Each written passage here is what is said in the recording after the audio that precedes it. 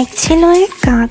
একদিন তার খুব রুটি খাওয়ার ইচ্ছে হলো, তাই সে উড়ে গেল এক বাড়ির উদ্দেশ্যে।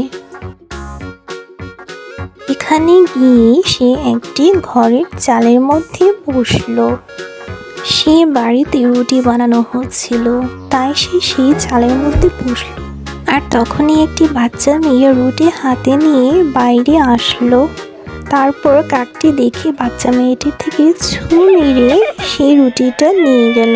বাচ্চা মেয়েটি কেঁদে দিল। তারপর সে উড়ে গিয়ে একটি গাছের মধ্যে গিয়ে বসলো। সে পথ দিয়ে হেঁটে যাচ্ছিল একটি শিয়াল। সে ওপরে তাকিয়ে দেখলো একটি কাক মুখে রুটি নিয়ে বসে আছে। সেটা দেখে সে তো লোভ সামলাতে পারলো না, তাই সে বলে উঠলো, আহা কাক, তোমার কণ্ঠ আমার যে ভালো লাগে, কি মধুর তোমার কণ্ঠস্বর।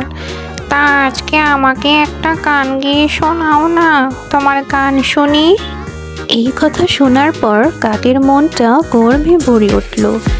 সে মনে মনে বলল, এই প্রথম কেউ আমার গান শুনতে চেয়েছে, আমি আজ মন ভরে গাইব। কিন্তু যখনই কাক গান গাওয়ার জন্য মুখটা খুলল, অমনি তার মুখ থেকে রুটিটা নিচে পড়ে নিল। আর শিয়াল সেই রুটিটা মাটি থেকে মুখে পুরে নিল। আর সে বলল, বোকা কাক, তোর কণ্ঠ একটুও সুন্দর না, তুই হচ্ছিস কাক। তোর কণ্ঠ শুনলে আমার মাথা ঘোরায়। কেমন কা খা বলে ডাকিস, কুচ্ছিস কাক যেন কোথাকার।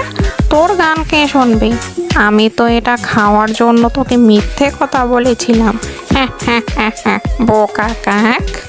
এই কথা বলে শিয়াল চলে গেল। আর কাক মনে কষ্ট পেয়ে বলল, শিয়ালটা আমার মুখে থেকে খাবারটা নিয়ে গেল, মিছি মিছি প্রশংসা করে। আমি খাবারটাও খেতে পারলাম না, আর আমি তার কথা কিনা বিশ্বাস করে গান গেতে যাচ্ছিলাম। আসলেই আমি খুব বোকা। তো বন্ধুরা, আমরা এই গল্প থেকে কি শিখলাম? কাউকে এত সহজে বিশ্বাস করা ঠিক না।